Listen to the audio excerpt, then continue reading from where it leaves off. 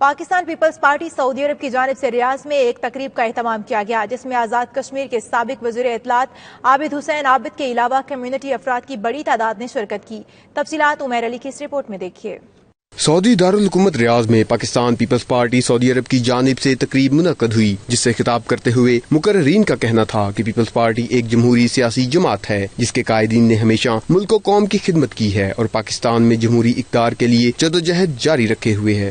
یہ تو ایک پولیٹیکل کلچر کا ایک بندہ ہے جو پوری اس پروسیس سے گزر کر آیا ہے۔ آزاد کشمیر کے سابق وزیر اطلاعات عابد حسین عابد اور پیپلز پارٹی آزاد کشمیر سعودی عرب کے صدر سردار رزاق کا کہنا تھا کہ پیپلز پارٹی آزاد کشمیر نے مقبوضہ کشمیر میں جاری بھارتی مظالم کو پوری دنیا میں اجاگر کیا ہے۔ کشمیر کل بھی پاکستان کا حصہ تھا اور اب بھی ہے۔ بھارتی افواج کی جانب سے نہتے کشمیریوں پر ظلم کیا جا رہا ہے۔ عالمی برادری کو آگے بڑھ کر کشمیریوں کو حق خود ارادیت دلانے کے لیے کردار ادا کرنے کی ضرورت ہے۔ پورا خاندان شہید کر دیا جائے، قتل کر دیا جائے، پھر بھی اس کی آگے جو نسلیں وہ کھڑی ہوں عوام کے لیے، ان کے لیے باہر کی اپارچونیٹیز بھی ہوں، ان کے پاس پیسے بھی ہوں، وہ ایشیا کے بڑے جاگیردار بھی تھے، اس کے باوجود انہوں نے عوام میرا نام سن کیا اور وہیں جا کے سارے شہید